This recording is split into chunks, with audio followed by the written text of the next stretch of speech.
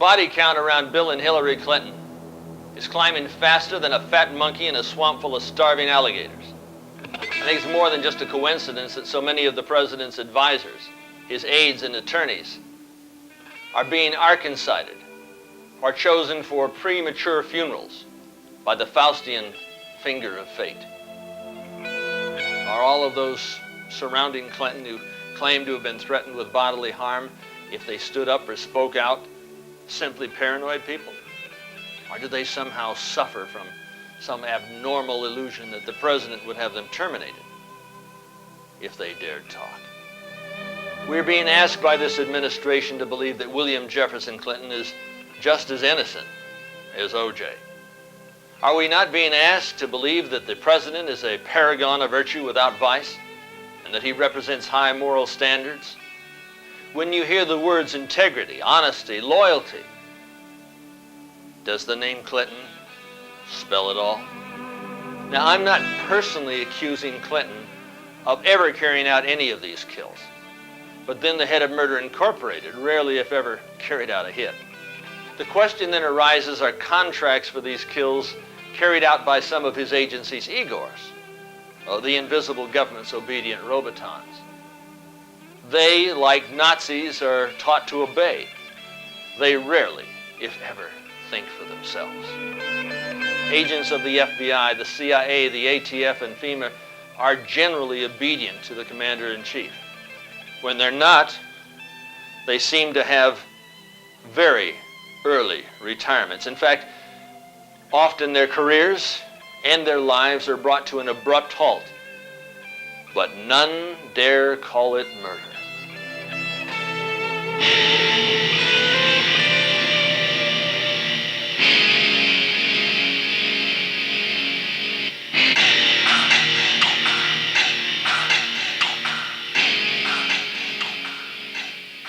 Is the president surrounded by individuals who would do whatever is necessary for him to retain the presidency?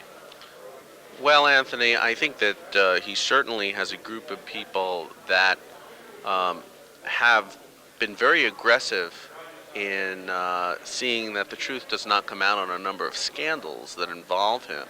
We saw in the Paula Jones case the way that people like Paula Jones and the people that supported her were criticized and discredited. We see in Whitewater, I think, a pattern of obstruction where White House officials have not turned over to the committees and to the independent counsel the documents in a timely fashion. And the conflicting stories, you know, the documents, the billing records from the Rose Law Firm that suddenly reappeared in a room that very few people had access in the White House. Certainly, I don't think the butler did it. When we take a look at Vince Foster's accepted suicide by both the Democratic and Republican members of the Whitewater or Whitewash Committee, we see them accepting Vince Foster having gone out into this Marcy Park and walked some 600 or 700 feet and not having had any dirt on the bottom of his shoes. I mean, how can anybody buy into this? Well, look, as my boss told me when I was fired, everybody knows Vince Foster didn't commit suicide. It's a joke. It's a charade. The fact that the government keeps harping on this suicide scenario is just the ultimate cynicism, frankly, in my view. And in fact, Newt Gingrich has come out and said as much. To continue with this suicide story, to continue believing it, requires gullibility to the point of stupidity. And he's told Representative Klinger, go hold some real hearings on this, find out what really went on. I think they're realizing that this whole cover-up is falling apart in shreds. Isn't the President of the United States asking us to do what he asked Paula Jones to do? Are you serious? We are asked to believe certain things that I don't think add up. And, you know, I always joke that Mrs. Clinton's next book should be called It Takes a Village Idiot.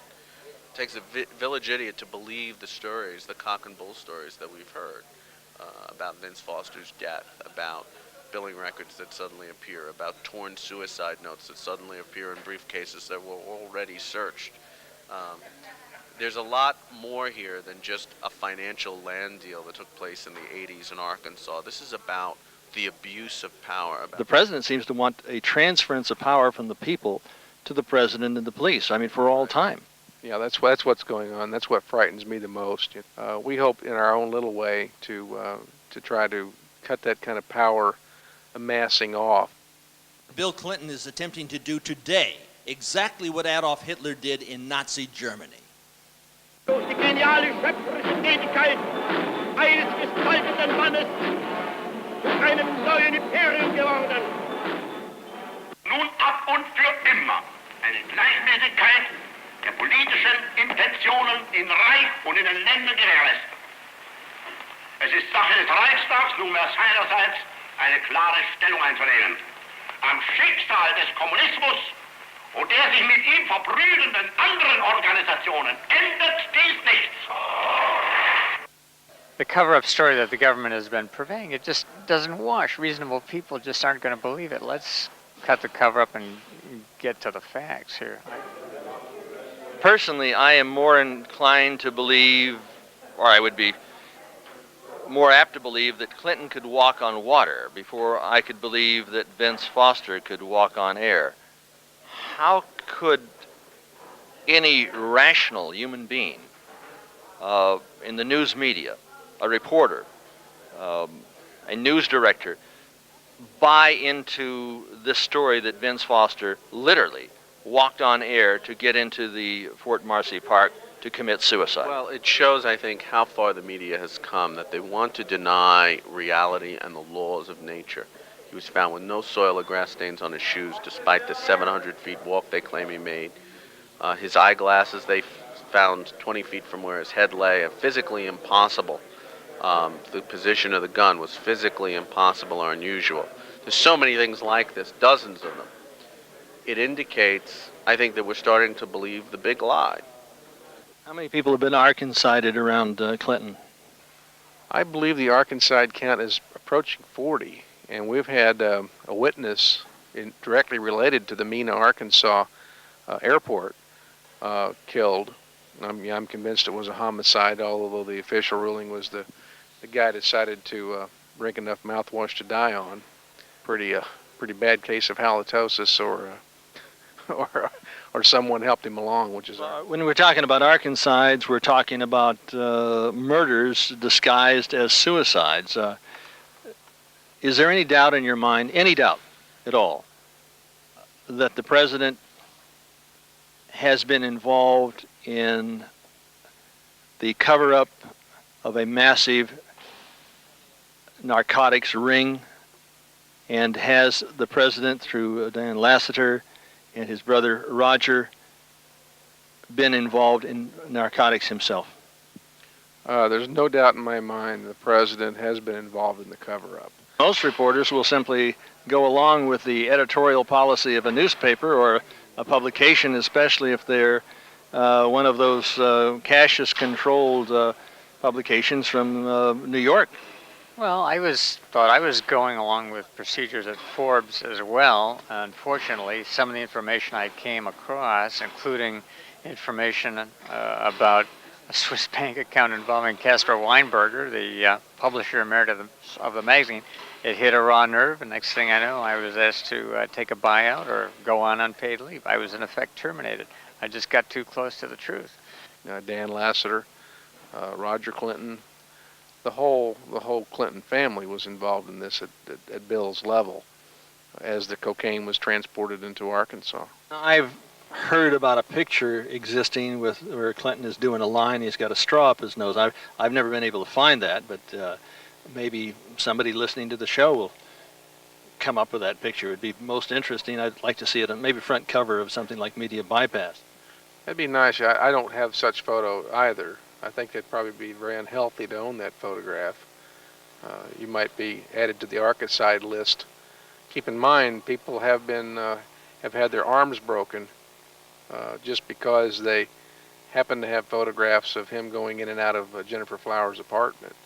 So if that kind of behavior exists for those types of photographs, can you imagine what could happen to someone who has that photograph you just alluded to? Now, my friend Larry Nichols is talking about the president actually being or having been a cocaine user.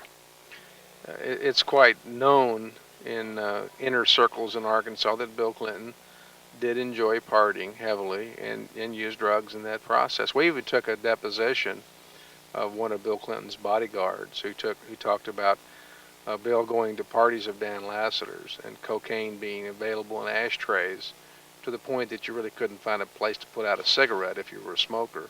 No. I was publicly ridiculed for saying that I witnessed Bill Clinton smoke marijuana.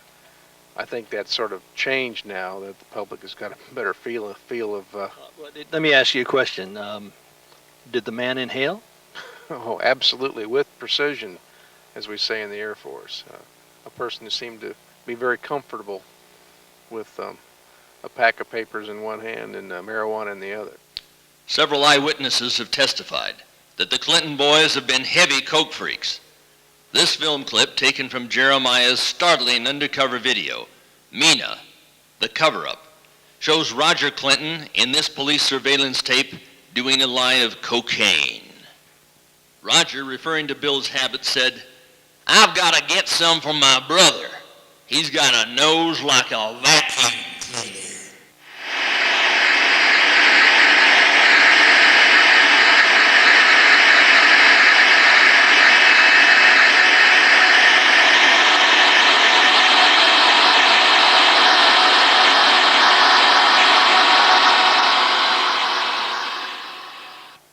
Personally, I don't care what Bill Clinton puts up his nose, or who he goes to bed with, or what. Essentially, the man is out of control. Let me retract that. I believe that Clinton's narcotic habit has been under control, excepting maybe that one time when it's rumored that he went into a drug rehab center for, to kick the habit. But it does make you wonder why he keeps his medical records sealed and secret. But perhaps that's only because of some sexually transmitted disease. You're probably wondering, what does snorting and trafficking in cocaine have to do with murder? Other than that some addicts and pushers have killed for it, some have died for it, and almost everybody involved has lied for it. That big, bulbous, red runny nose of Clinton's doesn't have me worried so much as the fact that he has his finger on the button that could blow up the world.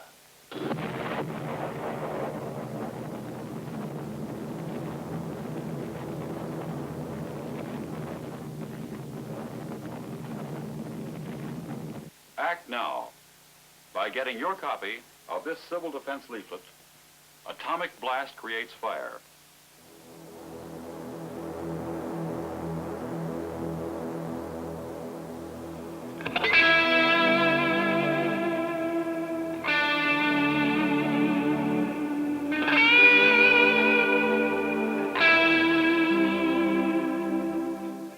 In 1992, Bill Clinton was Time magazine's Man of the Year. In 1936, Time magazine's Man of the Year was Adolf Hitler. We've talked about the Good Old Boy Network, and they have signs up at their Good Old Boy meeting. This is no niggers allowed, and then they issued official nigger hunting licenses. And Larry Nichols has told me that privately, Clinton will refer to, like, Jesse Jackson as that dumb nigger, and he will make racial statements. Nichols says that he is a racist, a bigot. Is there any truth to that, or is this all just rumor? Well, considering Bill Clinton's background and where he was raised, southern part of the state of Arkansas, I don't find that hard to believe. But then maybe Clinton just has Hitler's family values. The most ingenious weapon that this brain has perfected is this. A weapon of war. Play race against race. Hitler, Sieg! Sieg!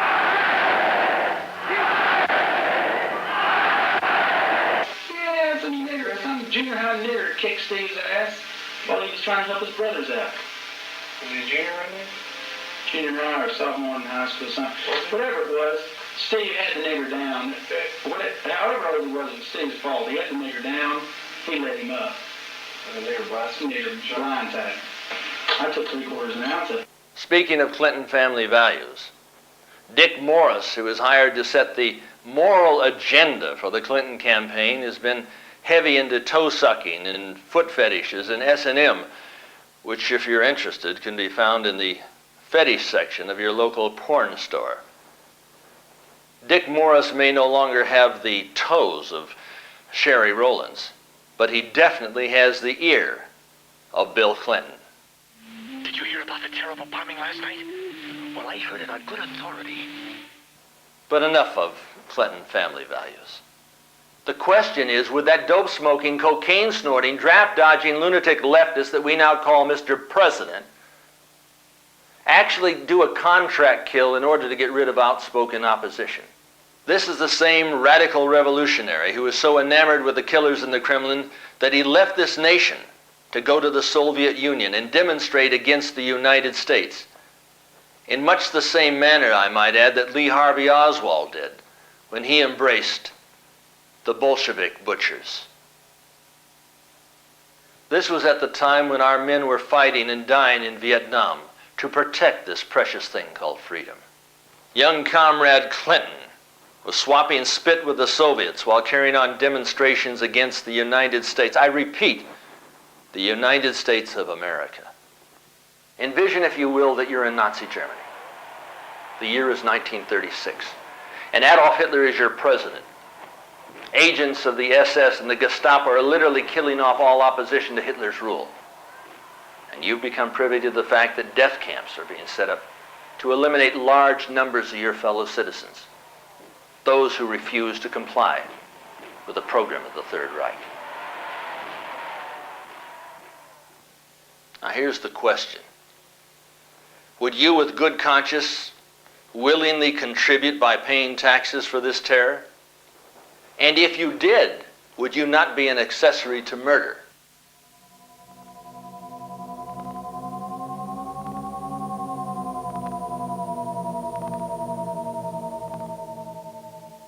It's 60 years later. If you were told that agents of the FBI and the CIA were being paid with your monies to murder Vince Foster and other embarrassments to his administration, would you voluntarily contribute? What if you were to discover that the president and his army of Igors were attempting to surrender the sovereignty of the United States of America and set up a new world order upon the ashes of the country you were born in? In your opinion, was Vince Foster arkancided? Vince Foster was murdered, and I believe he was actually killed in the White House. The night that Vince Foster was killed, not committed suicide, Robert Getzman called me, apparently drunk, and had stated to me on the phone, we did him, and I asked, did who? And he said, Vince Foster. In that conversation, he told me that Vince Foster had, quote-unquote, gone entrepreneurial on us, and that he had specifically been killed because he had been selling NSA codes to a foreign government and had the proceeds of his operation sent to a Swiss bank account. Now, he was going back and forth between Switzerland, sometimes only staying a day, sometimes only an hour, and then coming back to the United States. Was this for the transference of funds? One would tend to think so. His wife didn't even know he took those trips. Foster had at least one, probably several Swiss bank accounts. One of those accounts, he was receiving payments from the State of Israel. That's been ascertained by intelligence sources that I've talked to, corroborated by multiple independent sources. There's no problem with that. Other journalists have been corroborating this stuff too. And there are a multitude of other Swiss bank accounts, other offshore bank accounts. The intelligence community does have significant computer surveillance and investigative means to look inside these banks, to find these accounts, and to go after these people if they had a will to. It's overwhelming evidence of foul play. He's found with a gun he doesn't own. It's in his hand, which is unusual. Usually it flies from the hand after the explosion. No fingerprints on the gun. No one heard the fired shot. They didn't find the fatal bullet that was fired. There was no blood or blowback visible. No fingerprints on the gun, even though it was in his hand. I mean, at what point does anyone say, a rational person, this doesn't add up? And then the FBI forensic evidence showed that neither hand was on the gun's grip when it was fired. This is physically inconsistent with suicide. Did the Oklahoma bombing have a distinct CIA signature? Did the bombing involve the Clinton administration? I mean, if you believe that he didn't have anything to do with it, you probably believe that Lee Harvey Oswald shot and killed Kennedy. Did Lee Harvey McVeigh do this job in the Oklahoma building? No, he didn't. He did not. He did not. You were in the White House, were you not? I worked with a multi-jurisdictional team that operated out of the Executive Office of the President. And what were they doing? Initially, we were doing a national network surveillance project, and that transitioned into an espionage project and absolute surveillance of the Clinton administration from the inception of the presidency. Now, the word espionage indicates that this would be run under the operation of a foreign government. Correct. The Japanese? The Japanese. We were reporting to the Embassy of Japan in Washington, D.C. What we know is this. Vince Foster had in his possession, shortly before he died, extremely sensitive binders of information from the National Security Agency. What specifically was in those binders, we don't know yet. Some of my sources are saying, in fact, they involved protocols, codes, authentication codes by which the president would proceed to effect an order of the use of nuclear weapons. Now, whether another government could use that, or whether another government having that information could preempt the U.S. using it at a crucial moment. Now, what you're saying is that the United States codes, which are privy to the President of the United States, were given to a foreign government by Vince Foster, thus allowing them or giving them the capacity to create a nuclear holocaust. That's the suspicion, or who knows what actually could have been done with it, or what was ever contemplated doing with it. I mean, a worst case scenario is conceivably, yes, somebody, maybe not the Israelis, but maybe somebody they could sell the stuff on to, could either do it or, more likely, threaten it for extortion purposes. Ultimately, I think you have to think in terms of money rather than actual use of nuclear weapons. But still, the political impact within our country of the knowledge that these kind of documents could have been released, it would cause a political firestorm, which is why Vince Foster's death has been a cover-up. Field, Getzman, Thomas, Stanley. Yeah. So tell us about these characters. And one was with the FBI, one the DIA, and one the CIA. As they were introduced to me initially, Robert Getzman introduced himself from the Executive Office of the President while he was under Bush.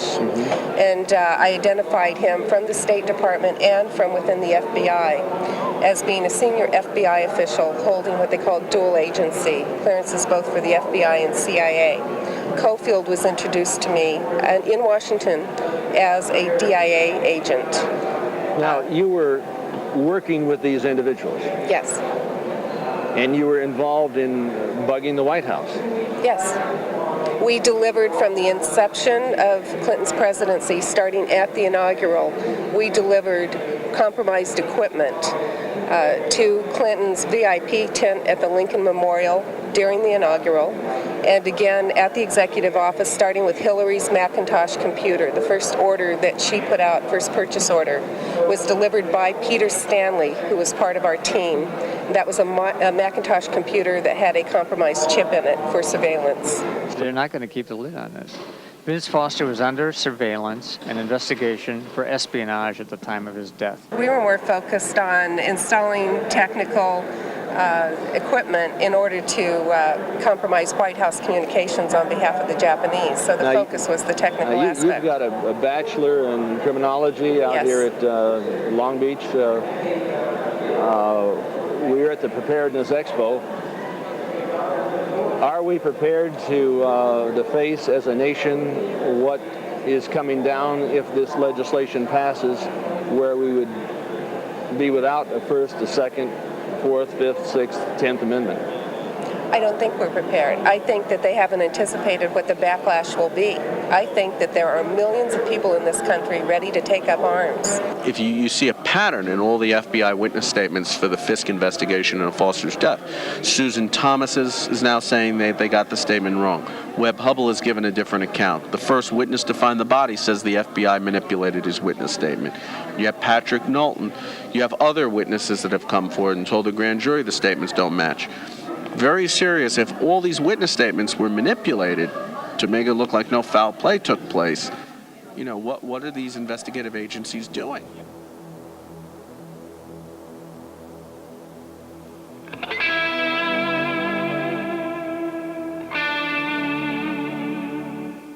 You knew about the pressure put upon the gal with the salon in Arkansas, Little Rock, well, I think they told her shut up or die, right? Yes, I was told specifically by a high-ranking member of the military, that 2 military personnel were sent to that woman and told that. And we're talking then about the first lady or the first man, having an affair with a lady in a salon in Arkansas. But I mean, the steady stream of women coming in and out of the White House are really not so much to see Bill, but to see Hillary. I mean, you must have known about it. I was really never given any information about that. In a nutshell, I became a living liability to a lot of prominent politicians from various administrations.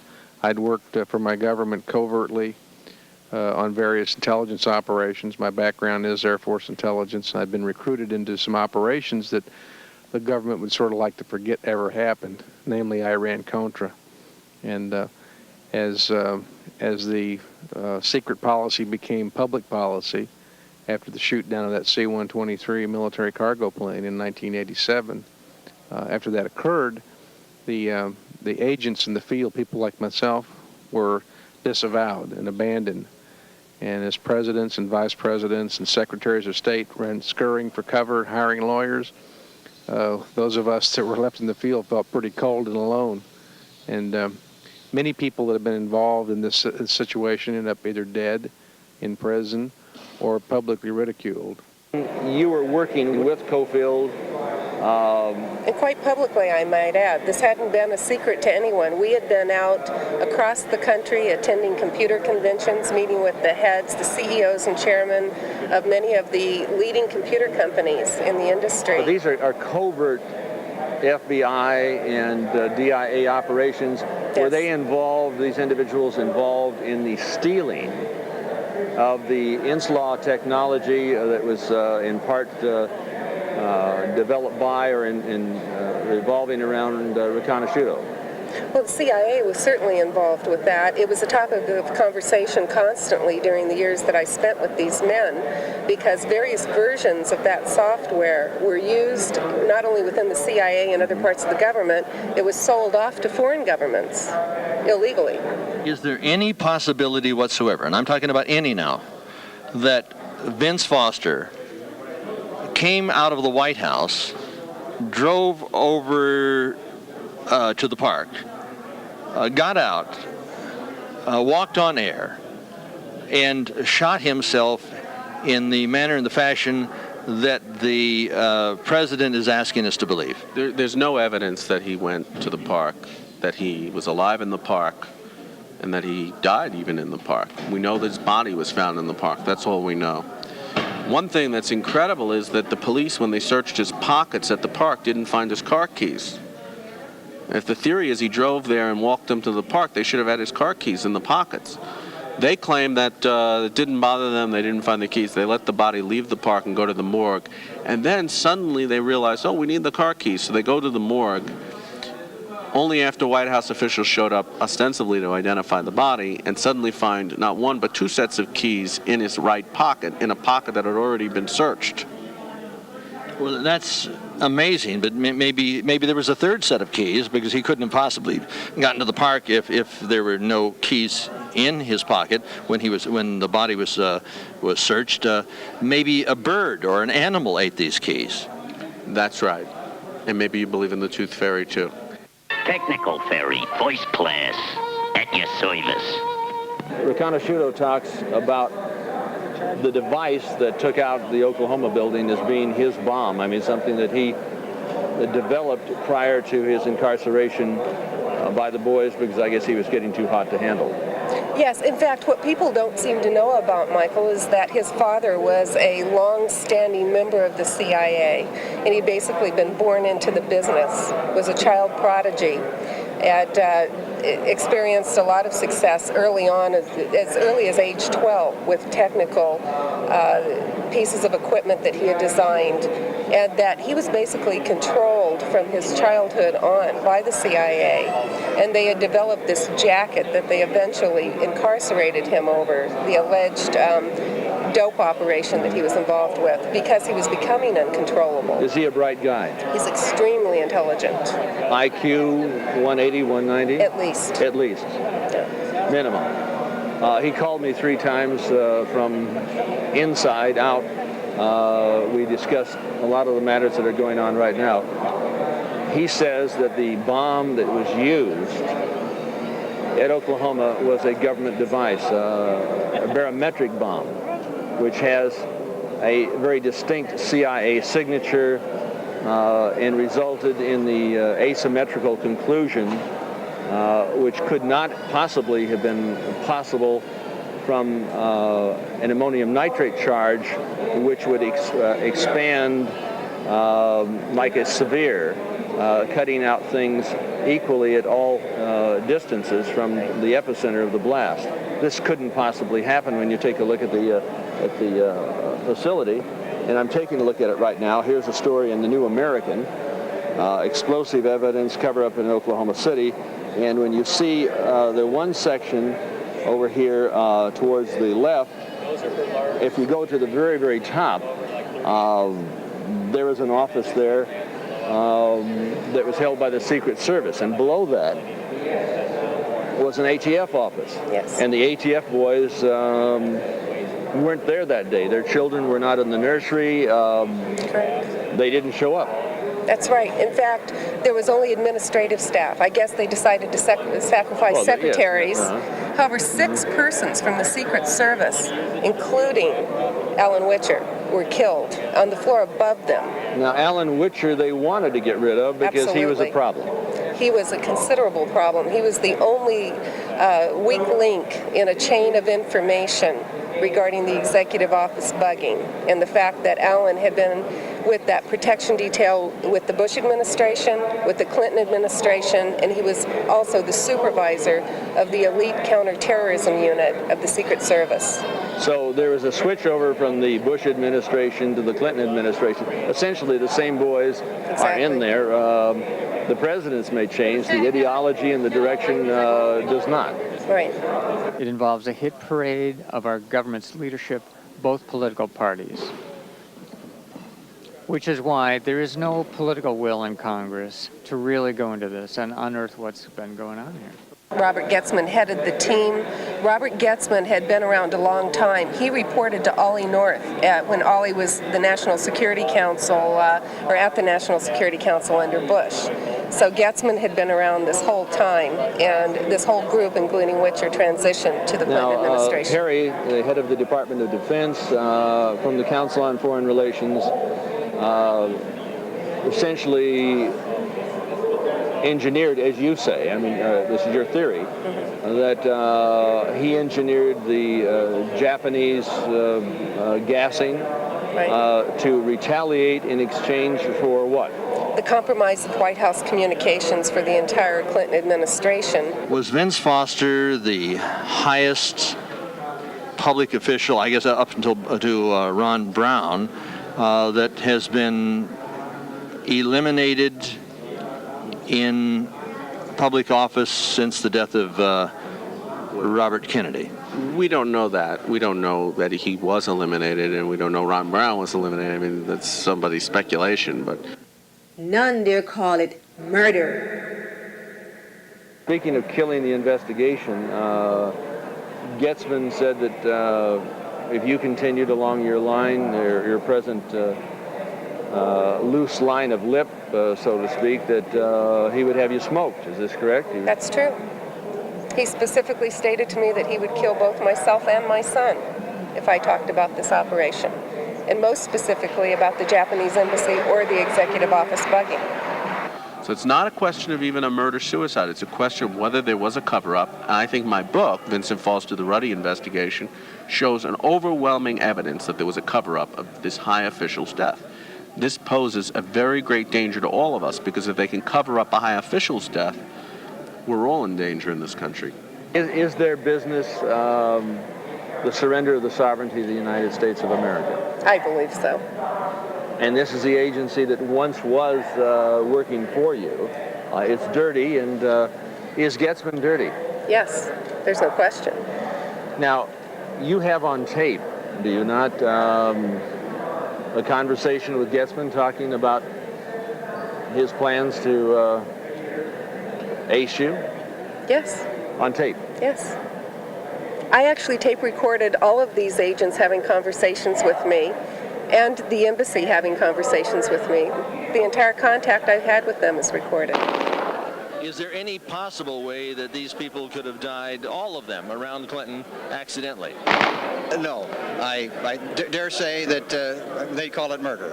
And I think that it is quite an implausible leap of assumption to think that they did indeed all commit suicide or whatever.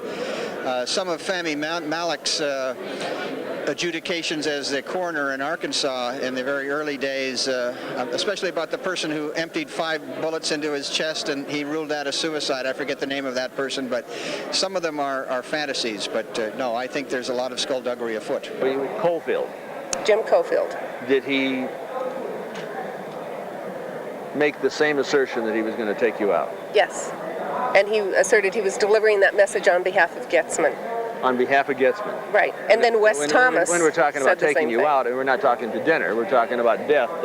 Right. Murder by what device? Oh, they suggest things that would be more covert, like they'll put in some type of agent on the doorknob of my house that'll be absorbed through my skin, or they'll drive me off the road, or they'll blow up the plane I'm in, or they'll make sure it's not a direct hit so that they can't be directly responsible for it. So we're talking essentially about Murder Incorporated here. Yes. Since William Jefferson Clinton took office, 2 American Holocausts have occurred. In Waco, you'd really have to get an inside view from somebody who was there, somebody who witnessed the horror and the Hitlerian tactics that were conducted by the ATF, the FBI, and Janet Reno's raiders. My friend, David Thibodeau, you were there. You saw what was going on. You witnessed the horror. Was the compound not a church? Absolutely, it was a church. It was a place where people from all over the world could come to learn something called the 7 Seals. The managed media has demonized David Koresh. They've made him a monster, a child molester, and in so doing, they have laid out the basis for the justification of the mass murder of the innocent men, women, and children who died there. Did he molest children? No. One of the most powerful quotes I can think of right now is one by Senator Henry Clay in 1843. He said, or 1893, he said, "The devices of power and its minions are the same in all countries and in all ages. It marks its victim, denounces it, and excites the public hatred to conceal its own abuses and its own encroachments," which is what's happened here. The media has come in, and through being fed what the government has told them, they have just presented this incredibly black scenario of Koresh and the people there that was not true at all. And as I understand it, more than 40 witnesses to the Mena, Arkansas debacle have already been murdered, and 25... wait a minute, no, Arkansas. Arkansas. Okay. And 25 federal employees out of FBI and ATF that have surrounded Clinton since his administration have already been killed. Now, you know what happened to the attorney, Paul Wilshire? No. When he went over to give some information to the Justice Department, he's no longer with us. He's pushing up daisies, and a lot of people are pushing up daisies. They needed a tape recorder on the telephone. You testified, and correctly so, I might add, that Koresh came up to the front door. He said, "What's going? What did he say?" Well, he held his hand out. He had the door in one hand. He had his arm out. He was unarmed. And he said, as the agents were rushing him, he said, "Hold on, there's women and children here. Let's talk about this. Let's work it out." And he said the door flew back in his hand from the velocity of a gun hitting it. And he slammed the door and fell back, and then all these bullets came through the foyer, hitting Perry Jones, a 70-year-old unarmed man, in the stomach. And when Perry went down, I guess is when some of the younger guys started to fire back in their defense. The interesting thing about this is there were two steel doors at the front of the building. The right-hand door, the door that didn't have much evidence, was entered into the record at the trials in San Antonio. It was entered into evidence. But the other door wasn't. Now, the other door, Jack Zimmerman, one of the attorneys that was inside, said that all these bullet holes were coming from the outside into the building through this door, a large number of bullets. Yes. That door was not entered into evidence. When the defense attorney said, "Where is this door? How come this has not been entered into evidence?" the prosecution said that door must have disintegrated in the fire. In June of 1994, Deborah was giving information to whom? J. Edgar Reno, 75 or 65 pages. It was faxed to her, talking about the compromise, talking about the espionage. I don't want to insult you, my dear, but I mean, why would you give it to somebody who obviously does not have the interest of this country and who is appointed by the president? What did you expect by her getting this information? I sometimes wonder that myself, because in March of '94, I had given all of my documents to Perry. He had turned them over to John Deutsch, who was then Assistant Secretary. I was informed by Perry's office that Deutsch was taking all of the documents to the Congress, specifically to the intelligence, to be reviewed basically by them to take action. And what then occurred was that Deutsch ultimately became the appointee for the CIA. It didn't seem like there was any prosecution activity taking place, and so I thought 3 months later that I should put something into the Justice Department, and that's why I sent that into Reno's office. But it's an injustice department, and we've got the first lesbian lady of law, Janet Reno, covering up the Waco hearings, manipulating the media, telling bold-faced lies about the whole operation. The government has testified that they had a film, or a tape of all of this, and that tape suddenly disappeared. They said it came out blank. Is what the ATF, the FBI said that they never received any tapes. All of the film came out, with the exception of the proof that would show that the ATF opened fire and murdered the man. The activity at the front door. Right. They murdered one man, and his name was? Perry Jones. Perry Jones was also, murdered. Winston Blake was murdered the first day from the helicopters firing into the building. And the helicopters were firing into the building. 3 different eyewitnesses I spoke to all swear that they saw the helicopters firing. I did not see them firing, but I saw the evidence, the physical evidence from the building, the bullet holes coming through the roof later, and during the siege, I saw the evidence of the helicopters firing. I don't understand why none there call it murder. Do you believe that the Oklahoma atrocity was done deliberately and by design for the purpose of utilizing it as a tool to pass this legislation to eliminate the circulation of information? I believe that the Oklahoma bombing came down just as I was informed it would be, the purpose being to take down a federal building in retaliation and to take out Alan Witcher. However, I believe that the FBI and the Justice Department immediately seized upon the opportunity both to cover up government employees' complicity in that operation and to go after the militia, any other person that would speak against the Justice Department. Now, wait a minute. And Deborah, I want you to look right into the camera here. Now, you just said that you heard about this in advance of the event, some 2 weeks? That's true. So we're talking about the government, I mean, someone who's working with the government, at least in the FBI, telling her that in advance of the event that there was going to be an event on a federal building. Is this correct? That's correct. And I announced that to the McClendon News Service in Washington, D.C. the day before the Oklahoma City bombing. Sarah McClendon? Yes. This whole thing is a sham. Is that what you're saying? I mean, yeah. Was there an assault? Was there an ambush? I don't see how a church can ambush a group of people coming over to raid a church. That's what's interesting is the government from day one has come in on us and violated our civil rights, violated our constitutional rights, murdered us, and then has taken this whole front that they were the victims. They almost made it seem like we went out gunning for them. And they say that they were met with gunfire from 40 different positions and they were ambushed. Well, if we had fully automatic weapons and we were at 40 different positions waiting for them, not one of those agents would have walked off the cattle trailers.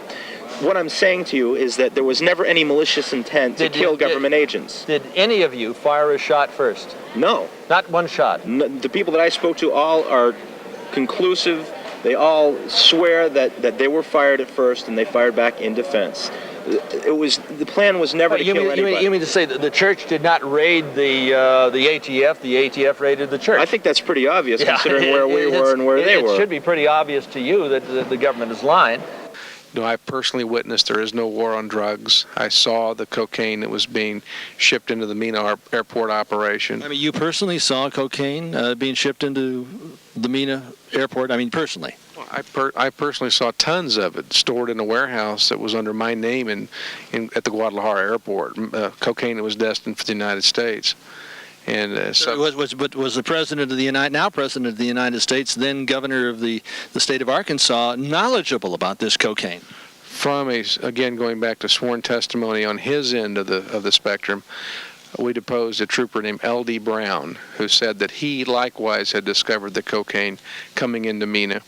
He took that evidence directly to his boss, Bill Clinton, and Clinton did absolutely nothing to interfere with it. In fact, quite the opposite, told Mr. Brown to ignore it, that it was okay, that was Dan Lassiter's deal. On April 19th, I initially reported, after having the day before reported that a building would be attacked. On the morning of the bombing, I made a few public statements, one of which was that there were 3 devices inside the building that were responsible for bringing the building down, and the truck outside had nothing to do with it, if there ever had been a truck outside, because to this date, I am still pat in my statement that Ryder truck was not in front of the building at the time of the detonation.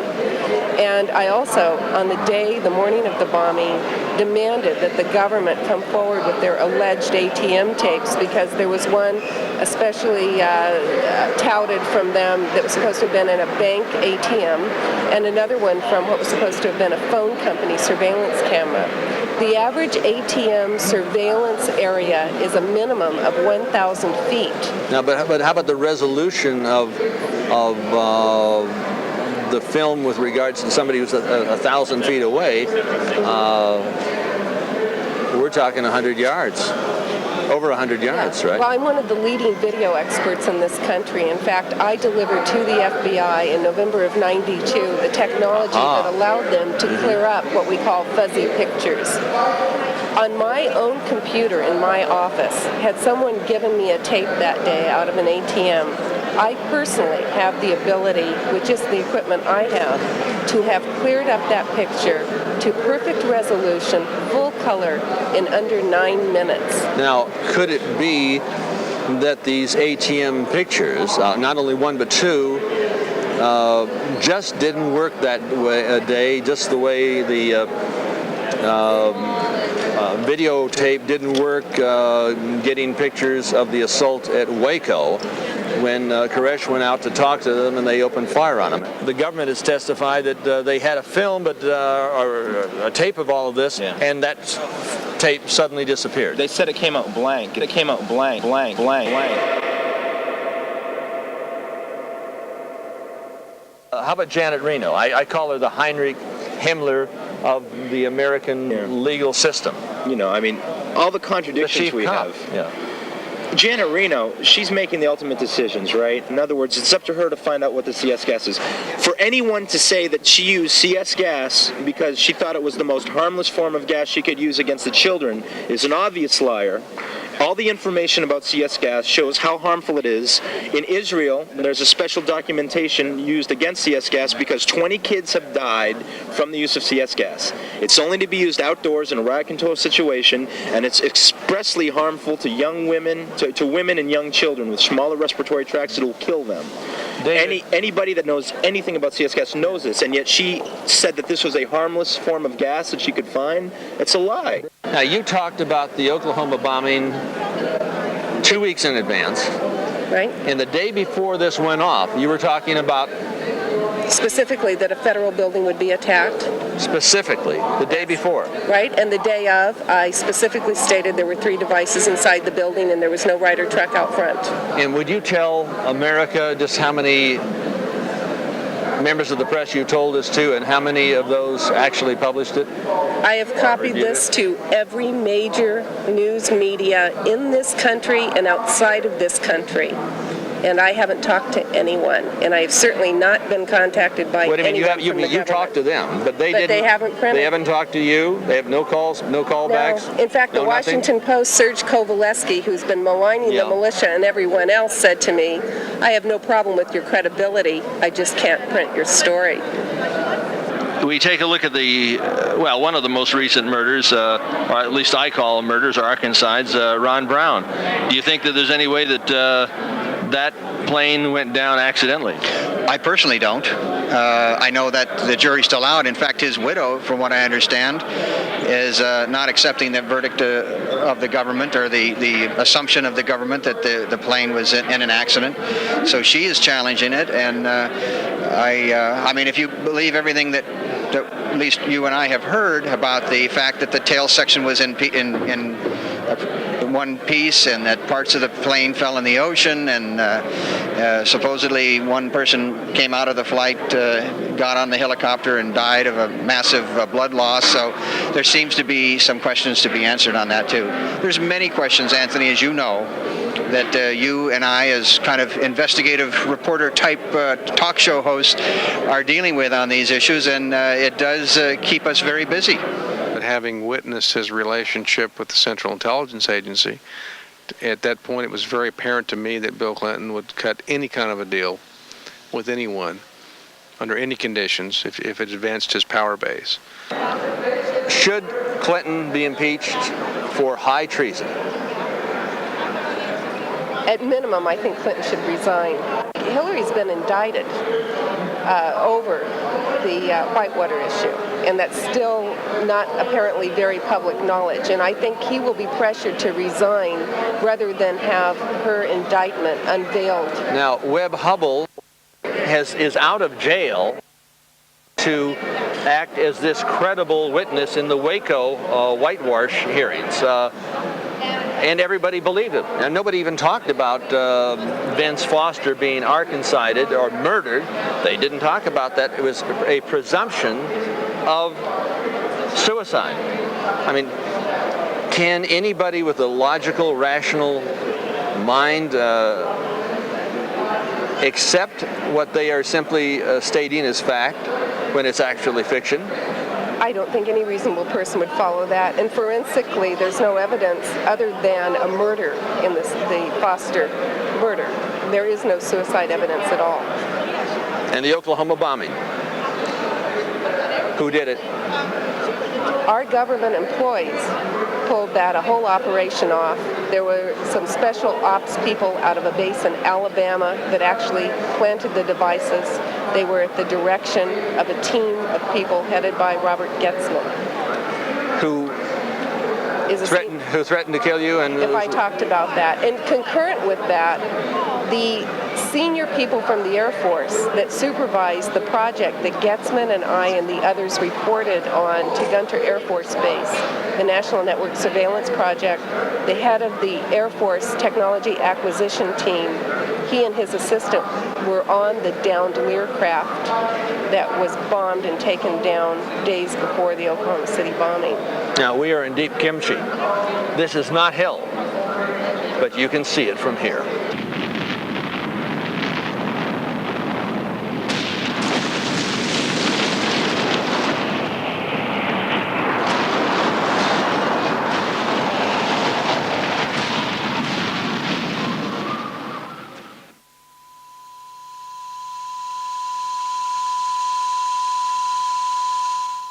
There's nothing wrong with your set.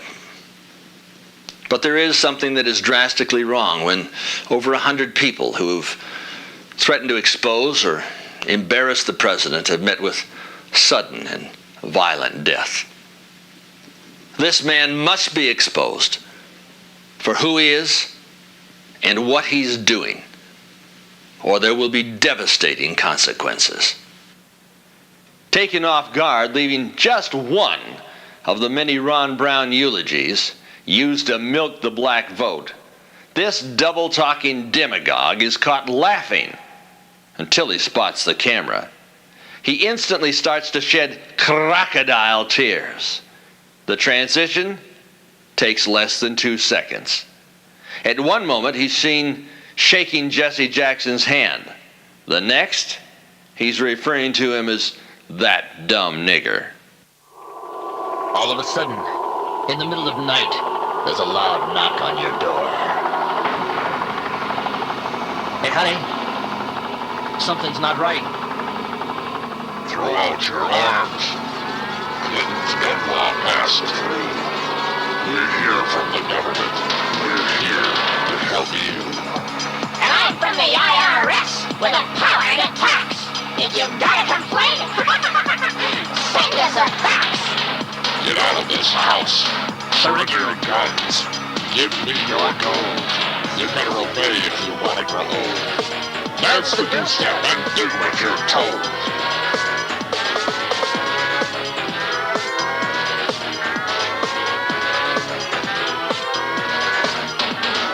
Hillary Shalala, Reno Janet Dyke, reading the words of General Albert Pike, demonic founder of the Ku Klux Klan, engineer of the Masonic Master Plan. Pike said Lucifer is down across this land. And Clinton saying take the mark in your right hand. While we're all dancing to the drums of the Fourth Reich, Clinton's preparing us for another huge tax hike. Order out of chaos, depression, inflation, create the panic, then rape the nation. Crisis creation, incite black and white, program agitation. Don't resist! You're surrounded by the UN in white and blue, the ATF, the men in black, from the One World Order. But it's not new. Iron Mountain, Computer Beast, and cattle mutilations. Black projects, UFOs, and weird genetic combinations. The Nazi doctors didn't die. Come on, get hip. They came here with the OSS through Operation Paperclip. National ID, debit card? Yeah. Vaccination biochip, milk carton kids, genetic engineering. Clinton says her health plans for you and your own good. Sure. And Adolf Hitler's Robin Hood. Masonic mind manipulation. Inciting riots, it's crisis creation. Biochip implantation. Vaccinate your kid for UN identification. This is a test for all of us. So I have today just one simple request. A comprehensive package of healthcare benefits that are always there and that can never be taken away. Never be taken away. Never be taken away. Atmospheric, social illusion, media hype, plan confusion. Masonic religion, it's a liar. Not your praying for a Luciferian Messiah.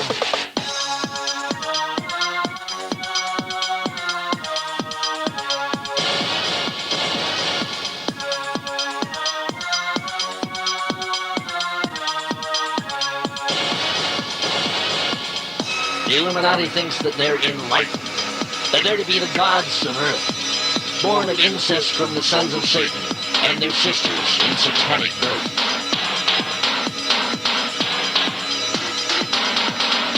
Hidden agenda, Kissinger, Nixon, Ford, and Bill. While your kid's out back smoking crack for some cheap thrill.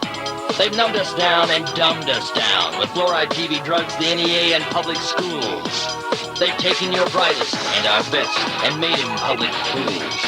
With managed media, brain-bending lies and stealth, the banksters stole your wealth. Johnson, Bush, Carter, Reagan, Gore, and Dan, they've all been pushing pipes, Masonic master plan. Rhodes Scholar oration, Clinton speaks, then rapes the nation. Luciferian subjugation, New World Order, Illuminati coronation. Orders of the quest, think they're superior, they think that they're the best. Skull and Bones, Scroll and Key, Knights Templar, Harvard University. Knights of the Golden Circle, Ancient Order of the Rosen Cross, CFR, Albatross.